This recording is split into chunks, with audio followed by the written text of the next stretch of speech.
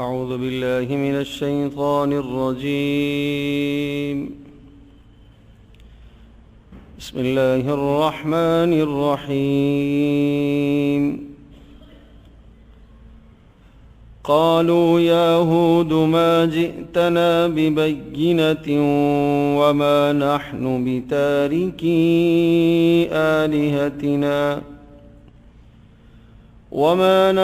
بتاركي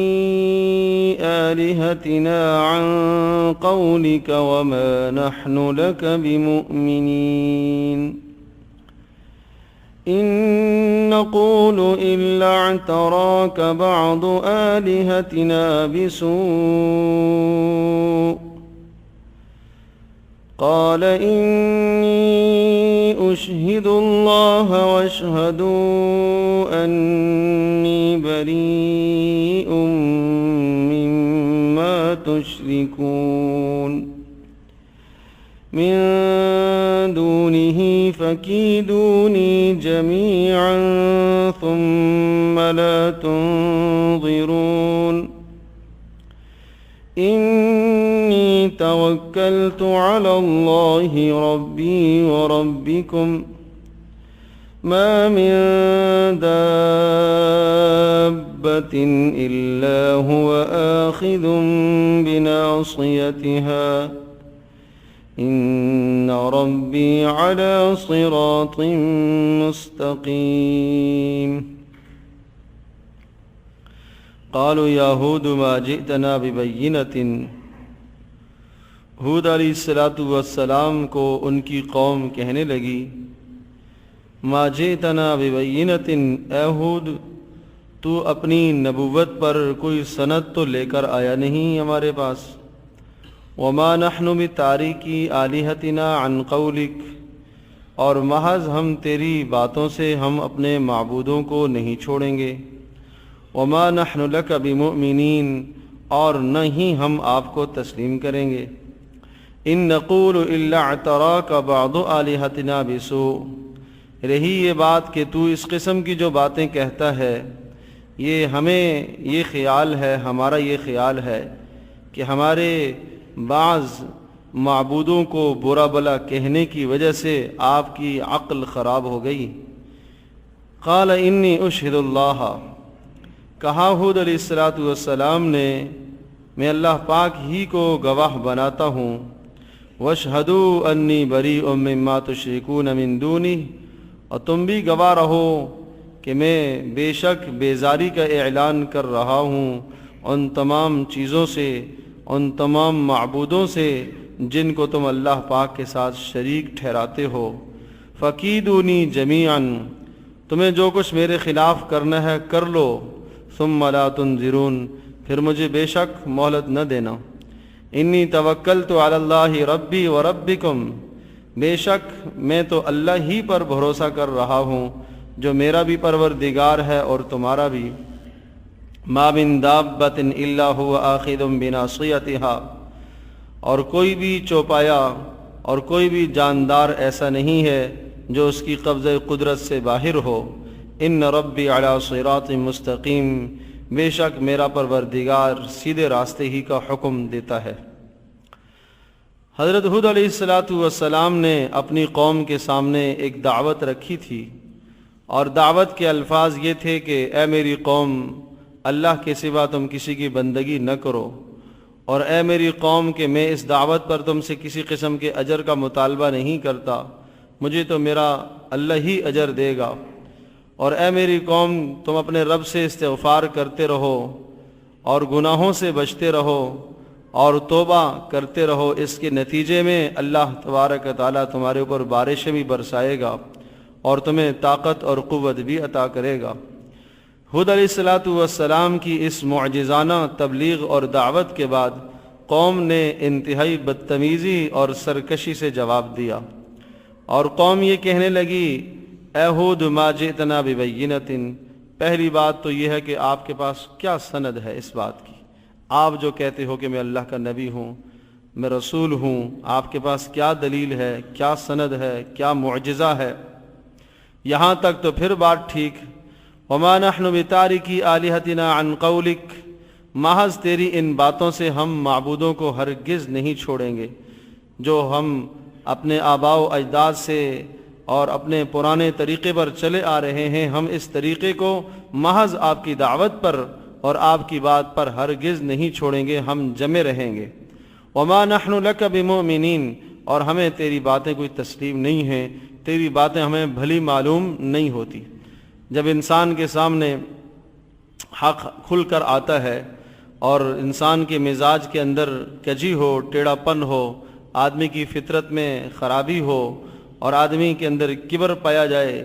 اور ہٹ درمی پائے جائے، ضد اور عناد پایا جائے، تو وہ نبی کی بات بھی ٹھکرا دیا کرتا ہے، وہ انبیاء کی باتوں کو بھی تسلیم نہیں کیا کرتا اور اسی قسم کے جملے کہا کرتا ہے۔ یہ اس انسان کی علامت اور پہچان ہے کہ جس کے دل میں کجی ہے اور جس کے مزاج میں کبر اور تکبر اور سرکشی کوٹ کوٹ کر بھری ہوئی ہے، جو خواہشات کا پیروکار ہے، جو نفس کے پیچھے چلنے والا ہے، وہ اسی قسم کے جواب دیا کرتا ہے جس طرح سے حضرت ہود علیہ السلام کو ان کی قوم نے جواب دیے۔ ان نقول الا اعتراک بعض آلہتنا بسوء، یقیناً جو شخص اللہ کو نہ پہچانے، اللہ کے نبی کو نہ پہچانے، آخرت کو نہ پہچانے، دنیا میں آنے کے مقصد کو نہ پہچانے، اپنے ہدف پر نہ چلنے والا ہو، یقیناً اسی کی عقل خراب ہوتی ہے اور اسی کی عقل کے اندر مسائل ہوتے ہیں اور وہی نادان ہوتا ہے اور وہی آخرت کے اعتبار سے بے خبر ہوتا ہے، اور وہ جتنا بھی دنیا کا روشن خیال ہو، جتنا بھی دنیا کا جاننے والا ہو، وہ اللہ اور اس کے رسول کی نگاہوں میں وہ مردے کی طرح ہے۔ وہ بھلے زندہ ہو، وہ بے شک چلنے پھرنے والا ہے، وہ بے شک دنیا کے اندر کھانے پینے والا ہے، لیکن جس نے اپنے رب کو نہ پہچانا، جس نے اپنے رسول کو نہ پہچانا، جس نے آخرت کو نہ پہچانا، زندگی کے مقصد کو نہ پہچانا، اللہ کی نگاہوں میں وہ انسانیت کے فہرست سے نکل جاتا ہے۔ ایسا انسان پھر الزام دوسروں پر دیا کرتا ہے، جو اس کے سامنے حق بات رکھنے والا ہے اس کے خلاف ہو جاتا ہے اور اس کی مخالفت میں اس قسم کی بیہودہ باتیں کرنے لگتا ہے۔ آج بھی اسی قسم کی سوچ پائی جاتی ہے، اسی قسم کی نظریات لوگوں میں پائی جاتی ہیں کہ جب حق بات سامنے آتی ہے تسلیم کرنے کو جی نہیں چاہتا، اس لیے کہ حق بات تسلیم کریں گے خواہشات چھوڑنی پڑیں گی، نبیوں کی بات کو تسلیم کریں گے تو نفس کے تقاضوں کو قربان کرنا پڑے گا۔ تو ایسے موقعوں پر پھر وہ لوگ جو دین کی بات سمجھا رہے ہوتے ہیں، حق بات بتا رہے ہیں، علماء حق جو حق سمجھا رہے ہوتے ہیں، ان کے متعلق آدمی وہی رائے قائم کرتا ہے جو ہود علیہ السلام کے متعلق ان کی قوم نے قائم کی تھی۔ اور وہ رائے کیا ہے؟ ان نقول الا اعتراک بعض آلہتنا بسوء، لگتا ہے ہود تیری عقل میں فطور آ گیا ہے، لگتا ہے تیری عقل خراب ہو گئی ہے، اور عقل کی خرابی کی وجہ یہ کہ تو ہمارے معبودوں کو برا بھلا کہتا ہے، تجھے دنیا کی کوئی سمجھ تو ہے نہیں۔ تو اس قسم کی بیہودہ باتیں ہود علیہ السلام کے سامنے قوم نے کہی۔ ہود علیہ السلام نے پھر انتہائی سلجھا ہوا اور انتہائی پیارا جواب دیا، انی اشہد اللہ واشہد انی بریء مما تشرکون۔ ٹھیک ہے، تم یہ کہتے ہو میری عقل خراب ہے، تم یہ کہتے ہو میری عقل میں فطور آ گیا، میری عقل بیکار ہو گئی ہے، تو سنو، میں اللہ کو گواہ بناتا ہوں، میں اللہ کو حاضر ناظر جانتا ہوں اور میں اللہ ہی کے سامنے التجا کرتا ہوں، اور تم بھی اس بات کا اقرار کرو اور کرتے ہو اور نہیں کرتے تو گواہ رہو کہ میں تمہارے ان برے عقائد سے اور تمہاری ان بری سوچوں سے اور تمہارے ان غلط نظریات سے میں بیزاری کا اعلان کرتا ہوں۔ تم تو بتوں کی پوجا کر رہے ہو، تم تو فلاں فلاں کے سامنے سر جھکاتے ہو، میں تو اللہ کے سامنے سر جھکاتا ہوں۔ من دونہ، اللہ کے سوا جس جس کی تم پرستش کرتے ہو اور جو تمہارے دل و دماغ کے اندر بیٹھا ہوا ہے وہ سب کا سب باطل ہے اور سب کا سب بے قوت ہے، طاقت اور قوت تو اللہ کے پاس ہے۔ ایک طرف آپ کو گزشتہ کل ہم نے عرض کیا تھا کہ ہود علیہ السلام کی قوم دنیا میں سب سے سخت ترین قوم تھی اور سب سے قداور اور جاندار قوم تھی اور طاقت رکھنے والے لوگ تھے، لیکن ہود علیہ السلام اکیلے اس قوم میں کھڑے ہیں اور اللہ تبارک و تعالیٰ کی وحدانیت اور اللہ کی توحید کو لوگوں کے سامنے واضح کیا۔ پھر ہود علیہ السلام کا یہ کہنا، فَقِیدُونِی جَمِیعًا ثُمَّ لَا تُنظِرُونَ، تم سب مل جاؤ اور سب اپنے بتوں کو بھی ملا لو، اور جو تمہارے نظریات، اور تمہارے ہم خیال ہیں، ہم سوچ ہیں، سب کو ملا لو اور میرے خلاف جو کچھ تم نے کرنا ہے کر لو، مجھے کسی کی کوئی پرواہ نہیں ہے، تم نے جو کرنا ہے کر دو۔ فقیدونی، تم منصوبے بناؤ، میرے قتل کے منصوبے بناؤ اور میری دعوت کو مٹانے کے منصوبے بناؤ اور میرے خلاف جو کچھ تم کرنا چاہتے ہو تم کرو۔ ثم لا تنظرون، پھر بالکل مجھے مہلت نہ دینا، مجھے مہلت نہ دینا۔ میں تم سے یہ نہیں کہتا کہ مجھے 3 دن کی مہلت دیجیے، مجھے 2 دن کی مہلت دیجیے، میں تم سے مہلت نہیں مانگتا، تم سے جو کچھ بن پڑتا ہے کر گزرو، تمہیں جو کچھ کرنا ہے کر لو۔ اتنے بلند بانگ دعوے جو حضرت ہود علیہ السلام نے فرمائے ہیں، یہ اس بات کی دلیل ہے کہ ہود علیہ السلام اللہ کے پیغمبر ہیں، اللہ کے نبی ہیں، اللہ کی ذات عالی پر بھروسہ کرتے ہوئے اس قسم کے دعوے ذکر فرمائے۔ اور پھر کہا کہ یہ جو دعوے میں کر رہا ہوں یہ اس لیے کہہ رہا ہوں، انی توکلت علی اللہ ربی و ربکم، میرا بھروسہ تو اللہ پر ہے جو میرا بھی پروردگار ہے، تمہارا بھی پروردگار ہے۔ تمہارا بھروسہ، تمہارا اعتماد ان بتوں پر ہوگا، تمہارا اعتماد تو مال پر ہوگا، تمہارا اعتماد تو دنیا کی چیزوں پر ہوگا، دنیا کے ساز و سامان پر ہوگا، میرا اعتماد تو اللہ کی ذات عالی پر ہے، میرا بھروسہ تو اللہ کی ذات عالی پر ہے جو میرا بھی رب ہے تمہارا بھی رب ہے۔ اور باقی تم مجھے ضرر پہنچاؤ گے، سنو، ما من دابۃ الا هو آخذ بناصیتها، جو بھی جاندار ہے وہ اللہ کی قبضہ قدرت میں ہے۔ اگر تم مجھے ضرر پہنچاؤ گے اور اس ضرر میں کامیاب ہوگے تو میں یہ سمجھوں گا کہ اللہ کی منشا یہی ہے، میں یہ جانوں گا کہ اللہ پاک کی منشا یہی ہے، اس لیے کہ تم اللہ کے اختیار اور اللہ پاک کے اذن اور اللہ پاک کے حکم اور اللہ کے ارادے کے بغیر تم کچھ بھی نہیں کر سکتے ہو۔ ما من دابۃ الا هو آخذ بناصیتها،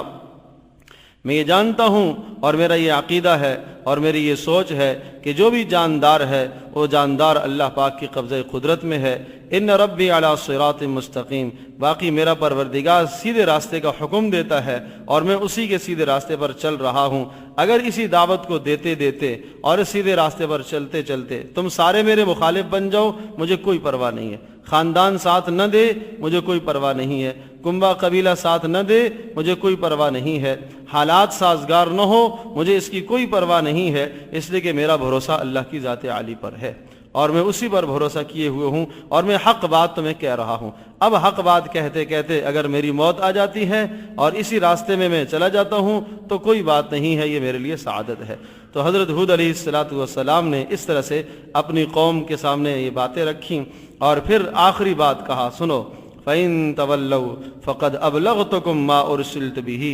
إِلَيْكُمْ وَيَسْتَخْلِفُ رَبِّي قَوْمًا غَيْرَكُمْ وَلَا تَضُرُّونَهُ شَيْئًا إِنَّ رَبِّي عَلَىٰ كُلِّ شَيْءٍ حَفِيظٌ۔ یہ ساری باتیں کہنے کے بعد کہا، سنو میرا اعلان، اگر جو میں تمہیں تبلیغ کر رہا ہوں، جو تمہیں باتیں سنا رہا ہوں اور جو اللہ کے پیغامات میں نے تمہیں بتائے ہیں، ان پیغامات کے سننے کے بعد اگر تم اعراض کرو گے، سرکشی کرو گے، منہ موڑو گے اور میری بات نہیں سنتے ہو تو پھر سنو، وَيَسْتَخْلِفُ رَبِّي قَوْمًا غَيْرَكُمْ، اللہ تمہیں ہلاک کرے گا اور تمہاری جگہ دوسری قوم کو لائے گا۔